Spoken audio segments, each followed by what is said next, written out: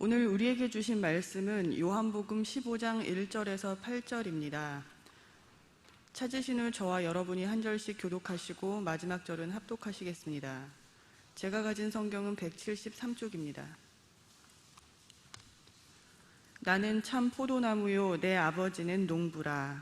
무릇 내게 붙어 있어 열매를 맺지 아니하는 가지는 아버지께서 그것을 제거해 버리시고 무릇 열매를 맺는 가지는 더 열매를 맺게 하려 하여 그것을 깨끗하게 하시느니라. 너희는 내가 일러준 말로 이미 깨끗하여졌으니 내 안에 거하라. 나도 너희 안에 거하리라. 가지가 포도나무에 붙어 있지 아니하면 스스로 열매를 맺을 수 없음같이 너희도 내 안에 있지 아니하면 그러하리라. 나는 포도나무요 너희는 가지라. 그가 내 안에 내가 그 안에 거하면 사람이 열매를 많이 맺나니 나를 떠나서는 너희가 아무것도 할 수 없음이라. 사람이 내 안에 거하지 아니하면 가지처럼 밖에 버려져 마르나니 사람들이 그것을 모아다가 불에 던져 사르느니라. 너희가 내 안에 거하고 내 말이 너희 안에 거하면 무엇이든지 원하는 대로 구하라. 그리하면 이루리라. 너희가 열매를 많이 맺으면 내 아버지께서 영광을 받으실 것이요 너희는 내 제자가 되리라. 아멘. 할렐루야. 담임 목사님께서는 월요일 날 백신을 접종하시고 잠시 몸을 보호하시면서 쉬고 계십니다. 특별히 또 오늘 아침 이른 시간에는 굿TV 직원 예배가 계획되어 있어서 그 예배를 준비하시는데 잠시 쉬고 계십니다. 함께 빠른 회복을 위해서 기도해 주시고 특별히 방송 선교사로서 그 정체성을 가지고 소명과 그 사명의 길을 걸어가는 굿TV 직원들을 위해서도 그 예배 위해서도 함께 기도해 주시면 감사하겠습니다. 하나님이여 내 마음이 확정되었고 내 마음이 확정되었사오니 내가 노래하고 내가 찬송하리이다. 내 영광아 깰지어다 비파야 수구마 깰지어다 내가 새벽을 깨우리로다. 아멘. 시편 57편의 다윗의 노래입니다. 다윗의 기도이고 다윗의 탄원시입니다. 제가 말씀드렸던 이 부분만 봐서는 이것이 어떻게 탄원시일까라고 생각되어지지만 57편 전체를 봐서도 이것이 어떻게 탄원시일까라는 생각이 들 정도로 하나님만을 찬양하고 있습니다. 그 1절에서는 이 모든 재앙이, 이 모든 아픔이, 이 모든 슬픔이, 이 모든 어둠이 또 이 모든 억울함이 물러가기까지 주의 날개, 은혜의 날개 아래 거하게 해주십시오라고 기도하면서 그의 모든 57편 전체는 오히려 문제보다 더 크신 하나님만을 찬양하고 있습니다. 문제보다 더 크신 하나님께 초점을 맞추고 하나님께 영광을 올려드리고 있습니다. 그래서 오늘 제가 축복해드렸던 말씀의 고백이 있을 수 있었던 것 같습니다. 하나님이여 내 마음이 확정되었고 확정되었사오니 내 상황과 형편은 여전히 힘들고 어렵고 내 억울한 일은 여전히 그쳐지지 않고 있지만 내 마음은 확정되었습니다. 내 마음은 확정되었습니다. 내가 노래하고 내가 찬송할 것입니다. 이 짧은 이 2절, 7절, 8절 말씀에 내가란 말이 6번이 나옵니다. 그만큼 힘들고 어려운 그 상황 속에서 스스로 하나님 앞에 초점을 맞추고자 스스로 그 믿음을 붙잡고자 몸부림치는 것을 우린 또한 엿볼 수 있습니다. 그러면서 내 영광아 깰지어다 비파야 수구마 깰지어다 내가 새벽을 깨우리로다. 여러분 새벽이 어떠한 시간인지 너무나 잘 아시죠? 그 인생의 어둠이 다 물러가고 밝은 태양이 떠오르는 하나님의 은혜가 비치는 그 은혜의 서광이 비치는 때가 바로 이 새벽인 줄로 믿습니다. 그 새벽을 기다리는 다윗과 같이 우리의 모든 삶 가운데도 주의 은혜가 있기를 주님으로 축복합니다. 특별히 이 말씀은 시편 57편 8절의 말씀은 저에게 더 특별히 와닿는 말씀이 있는데요. 차분한 새벽 시간에 좀 그 분위기를 가볍게 하기 위해서 하는 말씀이니까 너무 무겁게 받지 마시고요. 가볍게 받아주십시오. 그 8절의 말씀 보면 제가 정말 옴짝달싹 못하게 하나님께서 말씀하고 계세요. 뭐라고 되어 있습니까? 내 영광아 깰지어다. 영광아 깰지어다. 그냥 영광아 깰지어다 했으면 조금 마음이 상할 수도 있는데 따뜻하게 불러주세요. 내 영광아 깰지어다. 영적인 잠에서, 영적인 졸음에서, 또 육적인 잠에서 깰지어다라고 얘기하세요. 그래서 이 말씀이 불쑥불쑥 생각나서 새벽에 눈이 떠지는 것 같습니다. 우리 스스로에게 한번 자신의 이름을 넣어서 한번 해볼까요? 내 영광아 깰지어다. 한번 해보겠습니다. 시작. 저 말고 자신의 이름을 불러서 해주십시오. 저 말고 자신의 이름을 불러서 한번 내가 영적인 잠을, 육적인 잠을 계속 깨우겠습니다라는 말로 한번 해보겠습니다. 시작. 내 영광아 깰지어다. 그리고 물론 지금 영상으로 집에서 예배하신 분들도 많이 계실 텐데 옆에 참 안 예쁘게 자고 있는 남편이 있을 수도 있고 또 자식들이, 기도하는 자식들이 자고 있을 수도 있는데 한번 그렇게 그들의 이름을 불러서 좀 한번 깨워봤으면 좋겠어요. 내 누구누구야 깰지어다. 그것이 내 아내가 될 수도 있고 남편이 될 수도 있고 내 자식들이 될 수도 있고 아니면 우리 공동체, 구역의 교구의 어떤 지체가 될 수도 있습니다. 혹시 이 시간 하나님께서 떠오르게 하는 그가 있다면 그분의 이름을 불러서 8절 한번 다 해봤으면 좋겠어요. 내 누구누구야 깰지어다. 비파야 수구마. 이것도 다 그 사람들 이름 넣어도 돼요. 한 3명 넣어도 됩니다. 비파야 수구마 깰지어다. 우리가 새벽을 깨우리로다. 준비되셨습니까? 한번 해보겠습니다. 시작. 내 영광아 깰지어다. 비파야 수구마 깰지어다. 우리가 새벽을 깨우리로다. 아멘. 기도하시는 여러분들 입술에 거론된 그분들은 함께 새벽을 깨워갈 줄로 믿습니다. 아멘. 어느 책의 내용에 어느 목사님이 등산을 이제 하셨어요. 일행과 함께 등산을 하셨는데 그렇게 높지 않은 산이었어요. 근데 어느 길로 갈까 고민하다가 어느 한 길은 폭포가 있는, 즉 폭포를 지나서 올라가는 길이 있어서 그 길을 택했다고 했습니다. 볼만한 것이 여러 개 있지만 그러나 이 더운 여름에 시원하게 내리치는 그 폭포의 그 시원함이 큰 매력이 돼서 일행들이 마음을 모아서 그럼 우리 이 길로 올라갑시다 해서 같이 산을 올라가셨대요. 한참을 그렇게 올라갔습니다. 근데 그 산이 그렇게 높은 산, 또 많이 알려진 산이 아니어서 그 폭포에 대한 기대는 크지 않았어요. 그러나 그 폭포가 주는 그 청량감 때문에 그 폭포를 지나갈 수 있는 길을 택하고 올라갔습니다. 그런데 힘들게 올라간 그 일행들을 반긴 것은 물 한 방울 없는 시커먼 골짜기였어요. 워낙 가물어서인지 아니면 그 폭포가 예전에 이름만 갖고 있어서인지 모르겠지만 땀 흘려서 그 폭포를 기대하며 올라갔는데 물 한 방울 없는, 그저 시커먼, 이전에는 물이 흘렀던 그런 자리만 있는 폭포였습니다. 그래서 너무나 속이 상했어요. 너무나 마음이 불편했습니다. 그래서 막 불평을 하셨대요.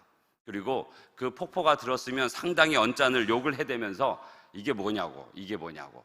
산을 마지막 올라가는 내내 그리고 내려오면서도 참 너무 아쉬운 마음을 일행들과 함께 나누었다는 작은 일화가 있었습니다. 그런데 그렇게 내려가는 무리들 속에서 이 목사님도 좀 적잖이 실망한 그 마음을 표현하면서 불평을 하면서 갑자기 이런 생각이 들었대요. 나는 성도라는 이름, 또 목사라는 이름을 가지고 사는데 과연 그 이름에 합당한 모습을 보여주고 있는가?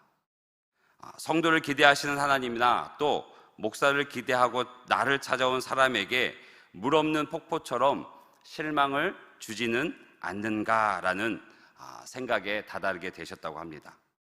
아마 이 질문은 하나님의 자녀된 우리 모두가 한 번쯤 스스로에게 던져보아야 할 질문이 아닌가 생각하게 됩니다. 오늘 본문을 우리가 함께 읽었듯이 두 종류의 가지가 나옵니다. 두 부류의 사람들이 나와요. 첫 번째는 열매를 맺지 못하는 가지입니다.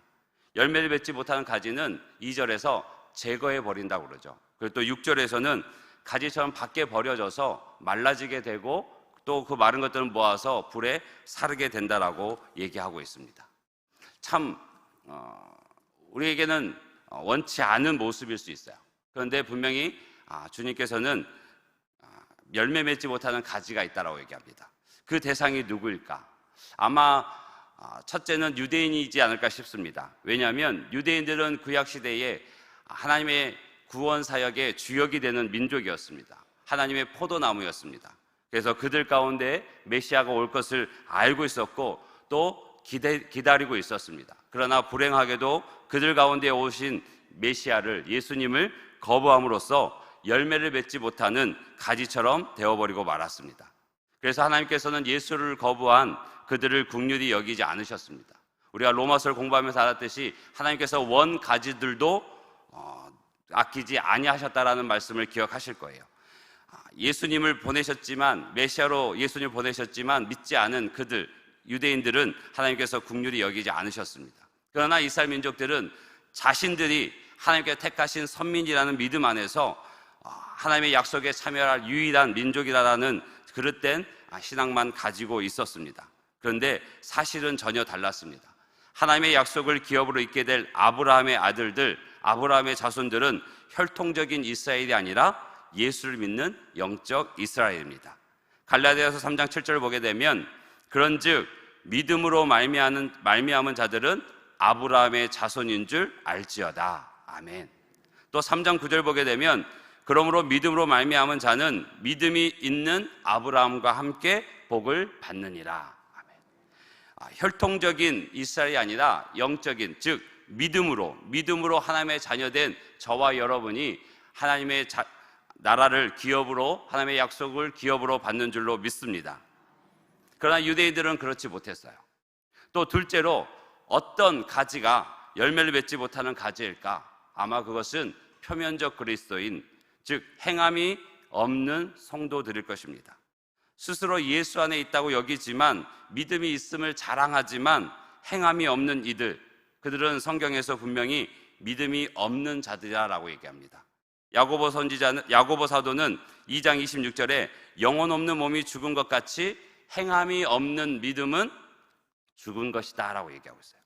또 마태복음 7장 20절, 우리가 너무나 잘 아는 말씀이죠. 나더러 주여 주여 하는 자마다 저 천국에 들어갈 것이 아니라 다만 하늘에 계신 내 아버지의 뜻대로 행하는 자라야 그 천국에 들어갈 수 있다, 그 천국을 소유할 수 있다라고 다시 한번 말씀하고 계십니다.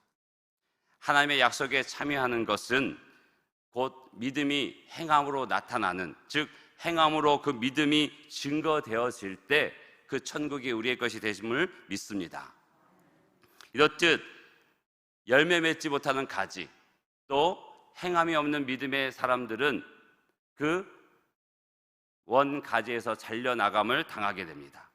아픈 미래를 보게 됩니다. 그런데 반대로 열매 맺는 사람들은, 열매 맺는 가지는 주님께서 어떻게 하신다 하면 더 열매를 많이 맺게 하기 위해서 깨끗하게 하신다고 얘기합니다. 오늘 이 깨끗하게라는 단어가 2절과 3절에 동일하게 나옵니다. 2절에도 보게 되면 후반절에 더 열매를 맺게 하려 하여 그것을 깨끗하게 하시느니라. 또 3절에도 너희는 내가 일러준 말로 이미 깨끗하여졌느니라. 자, 깨끗이라는 단어를 썼지만 그 내용은 조금 다릅니다. 2절에서 깨끗이라는 얘기는 뭐냐면 깨끗하게 되는 과정을 얘기하고 있습니다. 깨끗하게 하시는 것, 하나님께서 그 가지를 열매 맺게 하기 위해서 깨끗하게 하십니다. 3절은 이미 깨끗하게 된 상태를 얘기해요. 조금 그 뉘앙스의 차이를 아시겠습니까?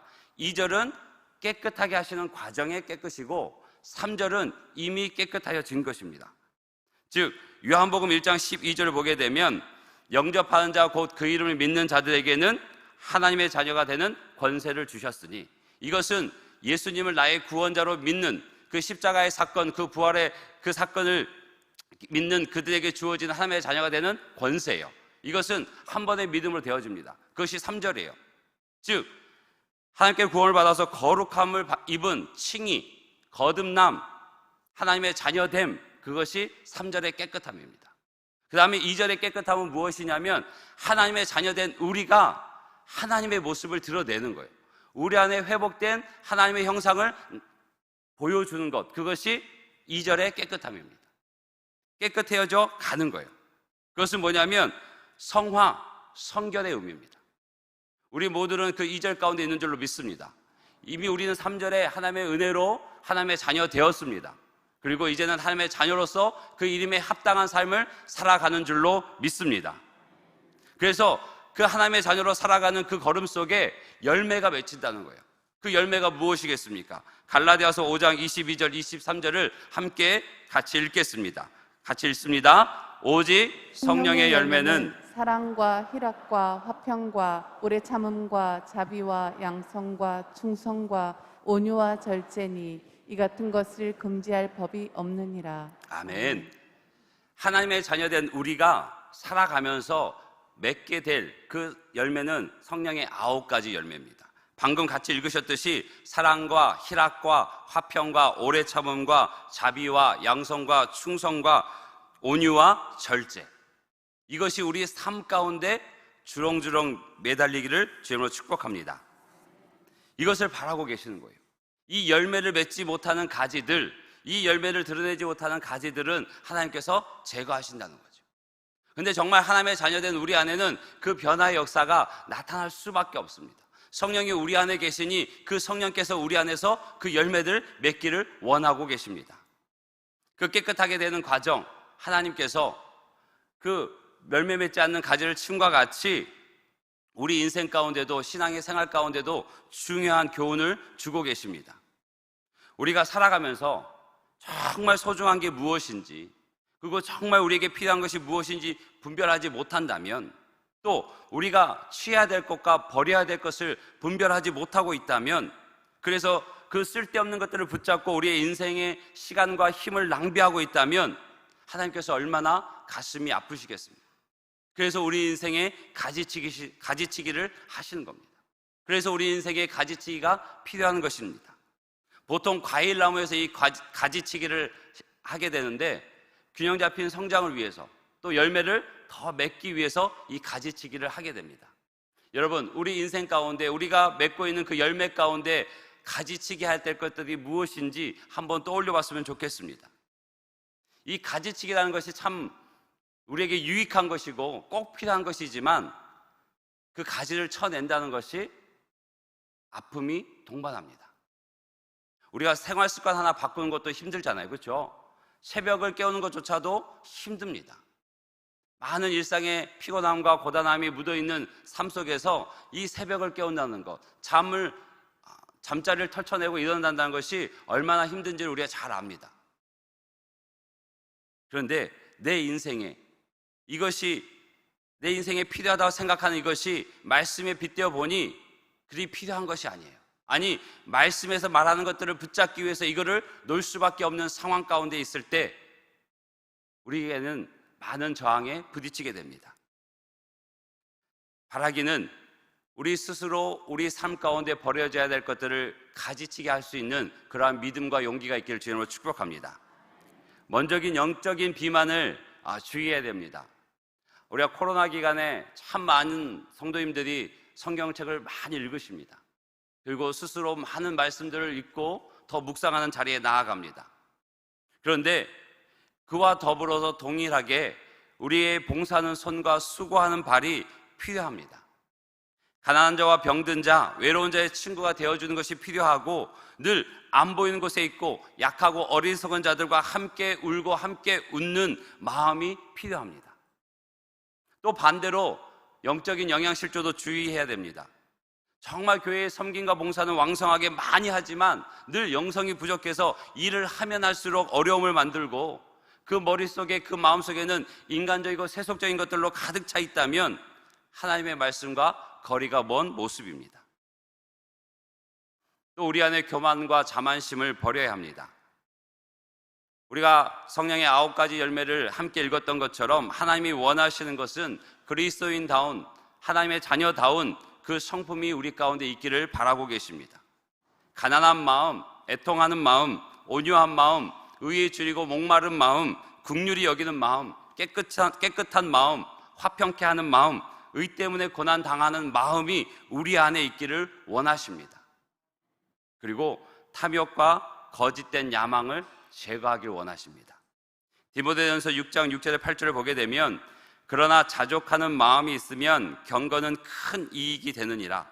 우리가 세상에 아무것도 가지고 온 것이 없음에 또한 아무것도 가지고 가지 못하리니 우리가 먹을 것과 입을 것이 있은즉 족한 줄로 알 것이니라.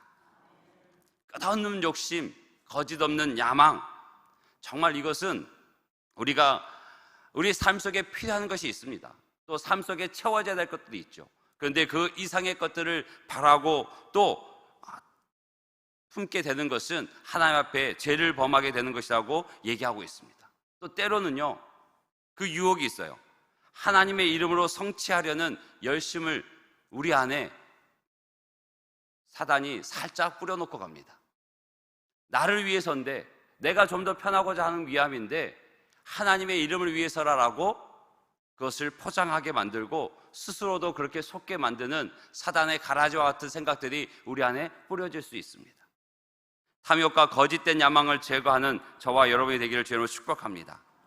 또 우리에게는 잘라내야 될 생각해보면 나쁜 습관들과 언행들이 있습니다. 아무 생각 없이 하는 나쁜 습관들, 그리고 거친 행동들, 예수 믿기 전에 그러한 것들이 아직도 우리 안에 있다면, 옛 생활들이 아직 우리 안에 남아있다면 결코 선한 열매를 맺기는 어려울 것입니다. 바라기는 선한 열매를 맺기 위해서 우리의 나쁜 습관과 행동들을 고쳐나가는 우리가 되기를 주님으로 축복합니다. 열매를 맺기 위해서 우리 스스로 필요 없는 것들, 필요 없는 가지들은 과감하게 잘라내는 은혜가 있기를 주님으로 축복합니다. 근데 한 가지 기억할 것은 이 과정을 누가 하신다고요? 깨끗하게 하는 과정을 누가 하시죠? 하나님이 또 하셔요. 우리가 하지 못할 때 하나님께서 친히 그 일을 하십니다.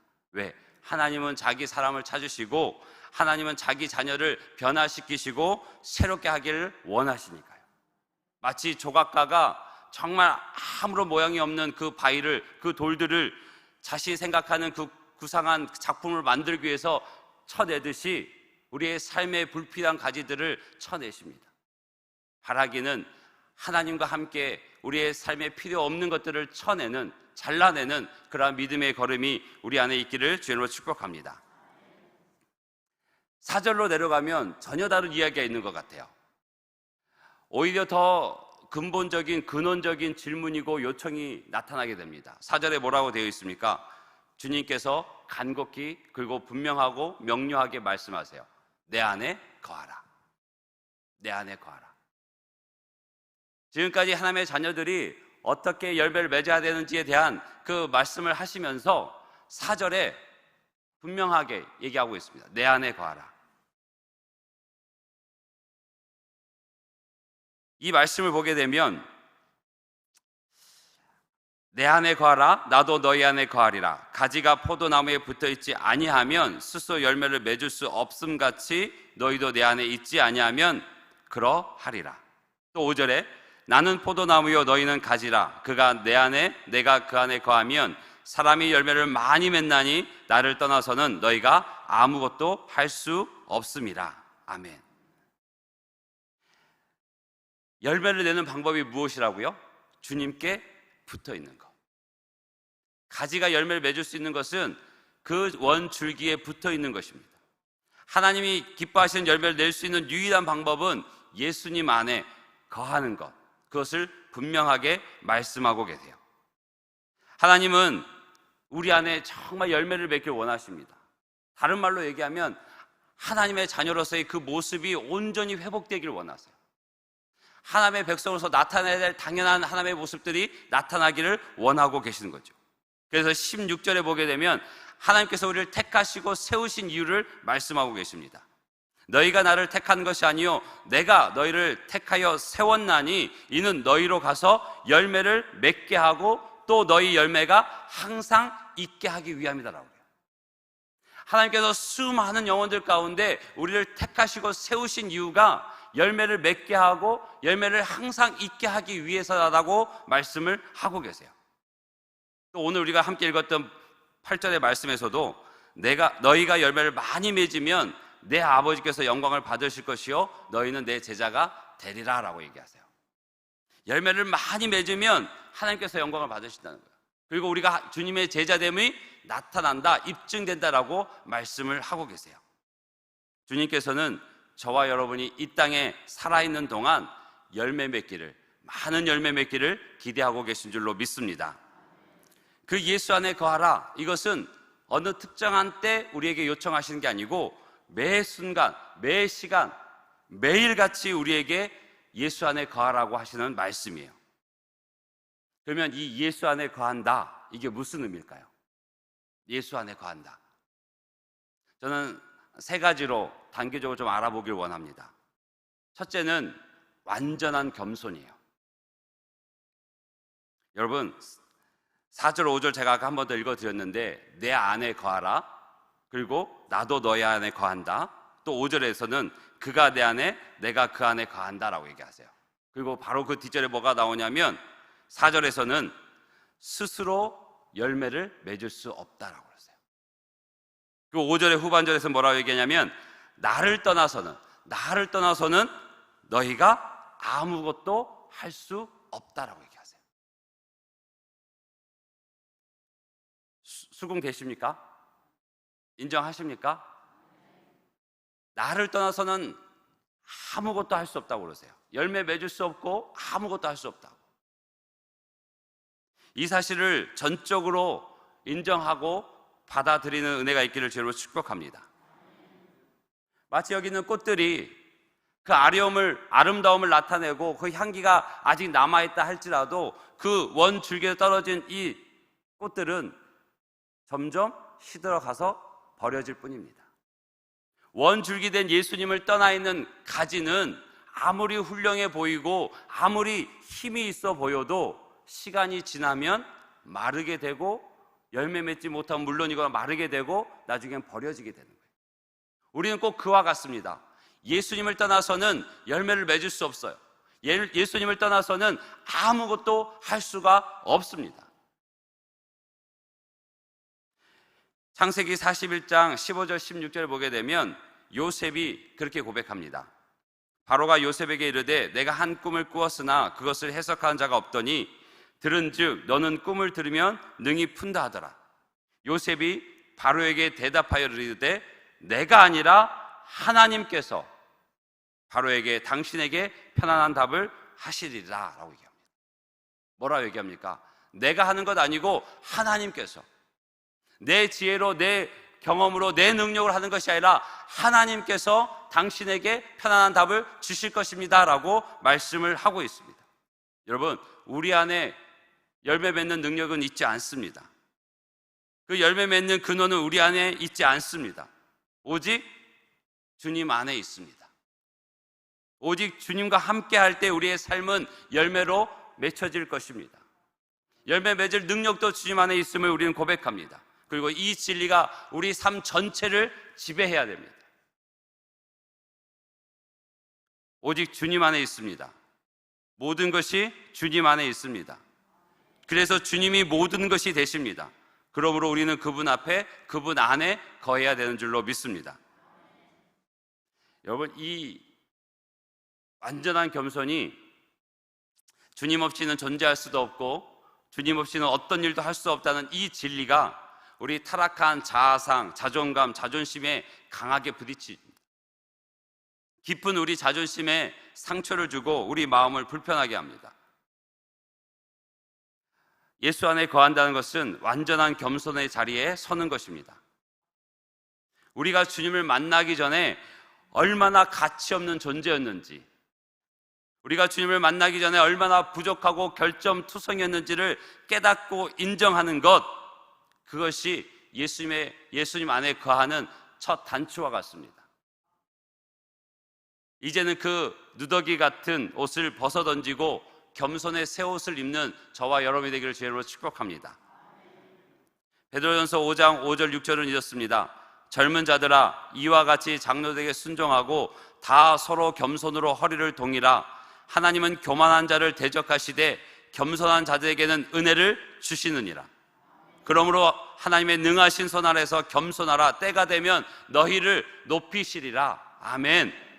여러분, 우리는 주님을 떠나서는 존재할 수도, 주님을 떠나서는 그 어떤 것도 할 수 있는 능력이 우리에게 없습니다. 오직 주님께만 있는 줄로 믿습니다. 완전한 겸손의 새 옷을 입는 이 새벽이 되길 주님으로 축복합니다. 두 번째는, 이 겸손의 새 옷을 입으셨다면 두 번째, 완전한 의존입니다. 주님 없이는 아무것도 할 수 없다면 전적으로 주님을 의지할 수밖에 없습니다. 전적으로 주님을 의지해야 합니다. 여러분, 말씀 전체를 봐보십시오. 늘 말씀에서 일관되게 얘기하는 것은 주님을 신뢰하라고, 주님을 의지하라고, 주님 안에서 안식하라고, 주님을 기다리고 주님을 바라고 주님을 바라보라라고 말씀하고 있습니다. 우리에게 익숙한 말씀이 있죠. 잠언 3장 5절 말씀을 보게 되면 너는 마음을 다하여 여호와를 신뢰하고 내 명철을 의지하지 말라라고 얘기합니다. 여러분, 주님께서 우리에게 요청하시는 것은 우리의 마음을 다해서 주님을 신뢰하라라고 말씀하고 계십니다. 우리 안에는 그 어떤 것도 우리가 힘으로, 도움으로 삼을 것이 없습니다. 또 나 아닌 우리 인생에게 그 어떤 것도 우리의 힘으로 빌려올 것이 없습니다. 오직 주님께만 있는 줄로 믿습니다. 주님을 온전히 신뢰할 때, 완전히 신뢰할 때 우리가 주님 안에 거하는 은혜를 맛보게 될 줄로 믿습니다. 여러분, 잠깐 상상해 보십시오. 여행길에 지친 어린 아이가 있습니다. 길을 어느 정도 걷다 보니까 꽤나 피곤했나 봅니다. 그래서 가다 서다를 반복하게 돼요. 그러니까 같이 걷던 아빠가 그 어린아이의 피곤함에 주목하게 됩니다. 그리고 때가 돼서 어린아이에게 제안을 하죠. 아빠가 안아주겠다고, 아빠가 안고 함께 걸어가자라고 얘기합니다. 이제 이 아이는 선택할 수 있습니다.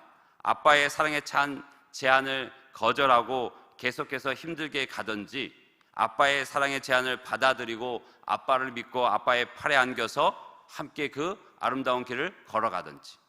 현명한 선택은 무엇이겠습니까? 예수 안에 거하는 것이 완전한 의존입니다. 그리고 동시에 완전한 항복입니다.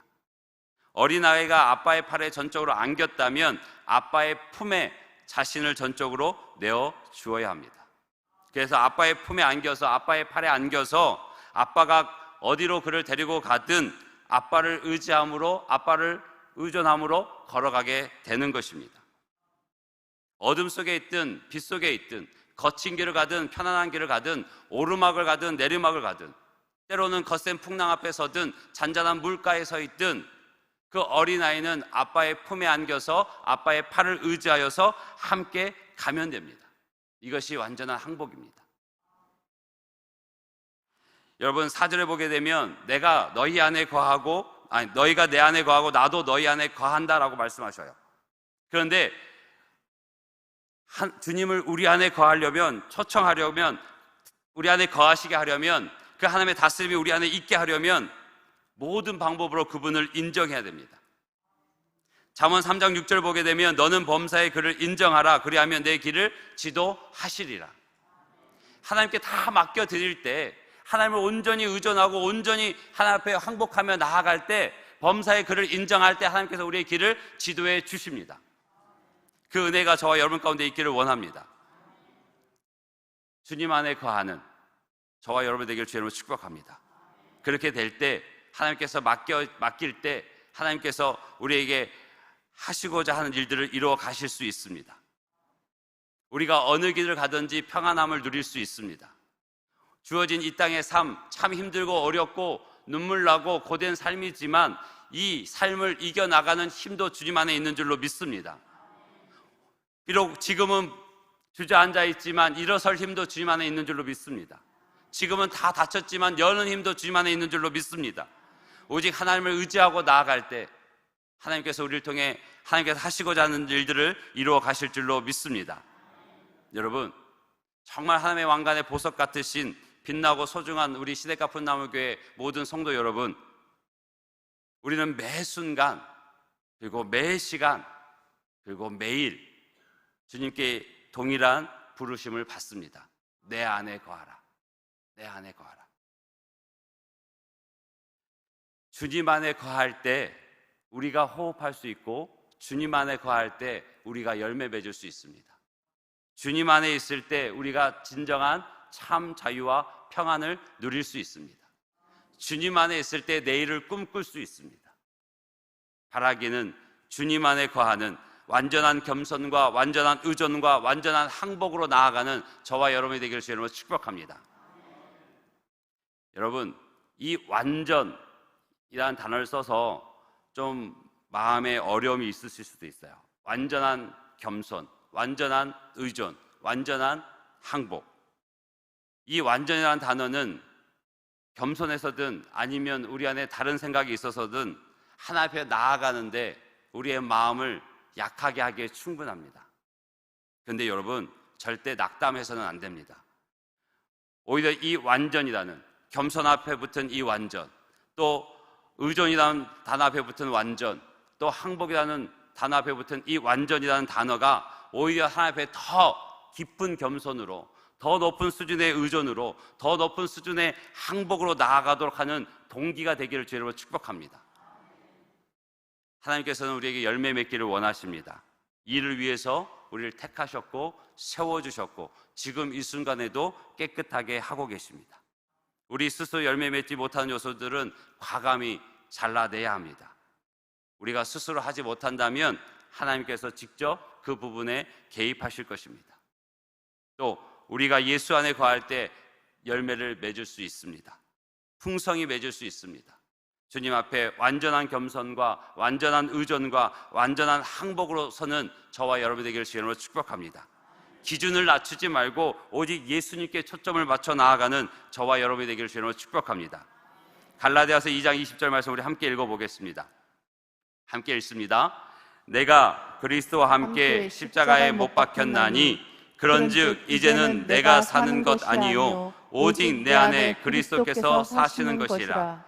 이제 내가 육체 가운데 사는 것은 나를 사랑하사 나를 위하여 자기 자신을 버리신 하나님의 아들을 믿는 믿음 안에서 사는 것이라. 아멘. 이게 우리의 고백이 되기를 주님으로 축복합니다. 예수님 안에 거하기를 포기하지 마십시오. 예수님 안에 거하기 위해서 다른 모든 것들을 포기하십시오. 그러면 아버지 하나님께서 모든 것을 채우십니다. 아멘이십니까? 우리가 주님을 택하기 위해서 다른 모든 것들을 포기하면 주님께서, 아버지께서 그 모든 것들을 채우십니다. 7절 말씀 같이 읽겠습니다. 너희가 내 안에 거하고 내 말이 너희 안에 거하면 무엇이든지 원하는 대로 구하라. 그리하면 이루리라. 11절 말씀 한 절만 마지막 보겠습니다. 내가 이것을 너희에게 이름은 내 기쁨이 너희 안에 있어 너희의 기쁨을 충만하게 하려 함이라. 아멘. 믿으십니까? 믿으십니까? 결단하십니까? 그렇게 사실 것입니까?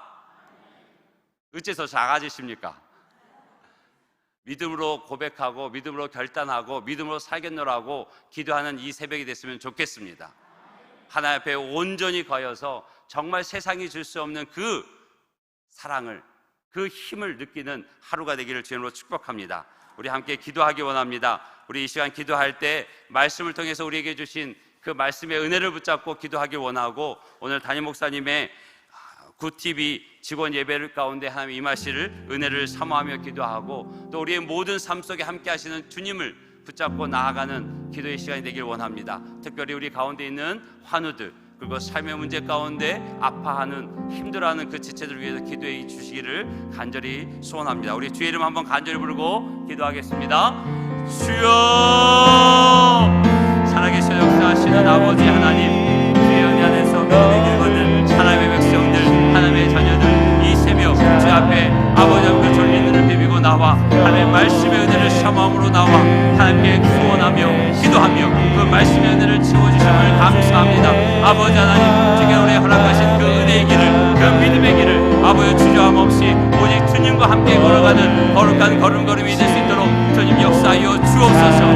아버지의 가지가 그 열매를 떠나서는 열매를 맺을 수 없고 그 존재조차 할 수 없음을 우리는 너무나 잘 아는 아버지 이 집 가운데, 이 진리 가운데서 우리는 머뭇거리고 있음을 고백합니다. 주님을 떠나서는